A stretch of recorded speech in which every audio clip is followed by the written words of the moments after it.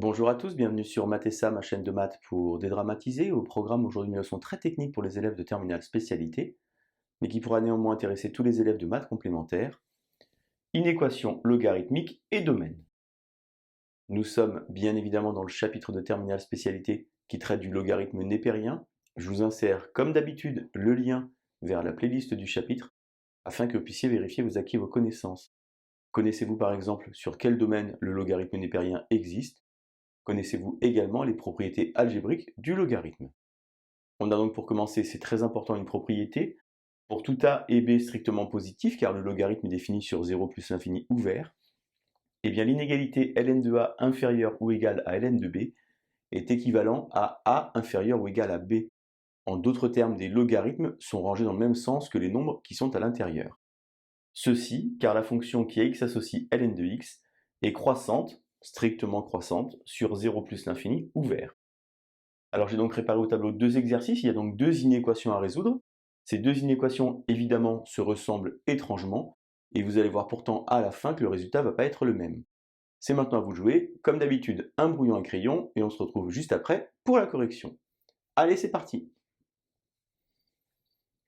Alors donc pour résoudre cette inéquation que j'ai appelée I évidemment, ln de entre parenthèses x facteur de x moins 1 inférieur ou égal à ln de 12, d'abord le domaine d'existence de cette inéquation, I existe si ce qui est à l'intérieur du logarithme, c'est-à-dire ici x facteur de x moins 1, est supérieur à 0 strictement, car ln de 0 n'existe pas.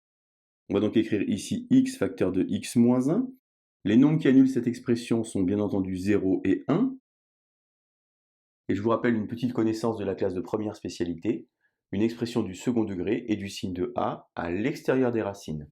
On a donc ici a, puisque ça ferait x carré moins x, c'est-à-dire plus, moins et plus. Moi, je veux donc positif strictement, c'est donc de moins l'infini à 0, union 1, plus l'infini. Une fois que j'ai fait ça maintenant, je vais pouvoir utiliser la propriété. Puisque j'ai deux logarithmes qui sont dans cet ordre-là, eh bien les antécédents sont dans le même ordre. C'est-à-dire que x facteur de x moins 1 est inférieur ou égal à 12. Soit en développant, x carré moins x moins 12 inférieur ou égal à 0. Alors deux équipes s'affrontent ici, les deltaphiles et les deltaphobes. Si vous adorez delta, eh bien c'est parti, delta égale b carré moins 4ac. Sinon, on peut trouver, dans ce cas précis, deux têtes les racines. Je vous insère le lien vers la vidéo de la classe de première spécialité si vous voulez apprendre à trouver les racines de tête, car le produit ici est à cet endroit-là, il fait moins 12, et la somme, puisque c'est x carré moins sx plus p, fait donc 1. Deux nombres de somme 1 et de produit moins 12, eh bien ça va faire 4, et moins 3, puisque 4 plus moins 3, ça fait 1, et 4 fois moins 3, ça fait moins 12. Maintenant, il convient de faire la représentation graphique des solutions. D'abord, poser le domaine. Donc le domaine, c'est de moins l'infini jusqu'à 0. Union de 1 jusqu'à plus l'infini. J'ai trouvé tout à l'heure 4 et moins 3. Ça veut dire que mon expression ici du second degré va être positive à l'extérieur des racines et négative à l'intérieur.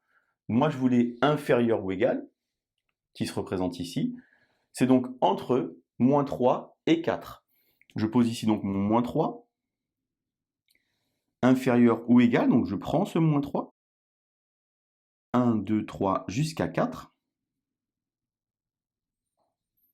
Et mes solutions sont donc représentées ici en rouge.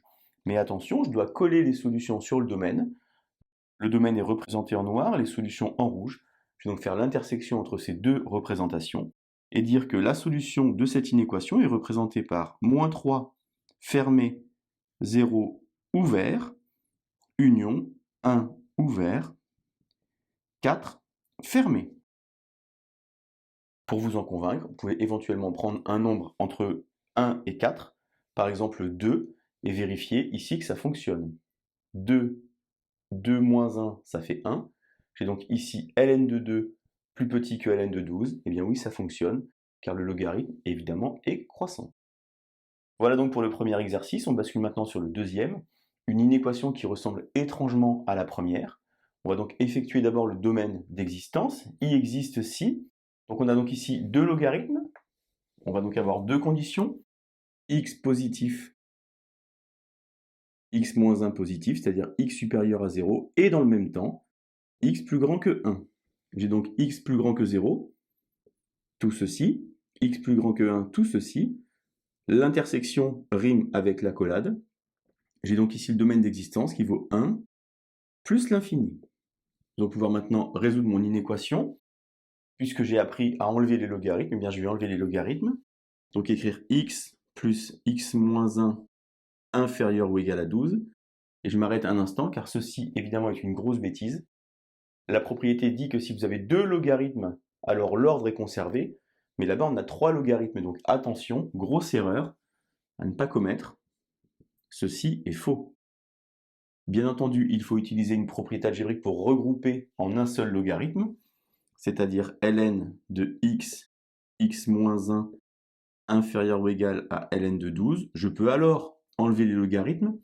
On peut également, si on le souhaite, composer par la fonction exponentielle. E de ln de quelque chose est donc égal à cette chose-là. On obtient alors x facteur de x moins 1 inférieur ou égal à 12, c'est-à-dire x carré moins x moins 12 inférieur ou égal à 0. Deux solutions, puisque je l'ai déjà fait tout à l'heure. C'est donc 4 et moins 3. Je vais donc représenter, comme je l'ai fait tout à l'heure, mon domaine. Tout à l'heure, le domaine était en noir, je vais donc faire pareil. C'est donc de 1 jusqu'à plus l'infini. Moi, je voulais inférieur ou égal à 0. Donc, comme tout à l'heure, je vais donc poser mon moins 3 et mon 4. Moins 1, moins 2, moins 3. 2, 3, 4. Je voulais négatif, donc entre les racines. C'est donc ici, entre moins 3 et 4. Et donc, l'intersection va donc correspondre à la partie entre 1, crochet ouvert, et 4, crochet fermé. Vous remarquez donc deux exercices qui se ressemblent étrangement et deux solutions qui sont bien différentes. Pourquoi? Car évidemment, il faut procéder à la recherche du domaine avant toute modification de l'inéquation.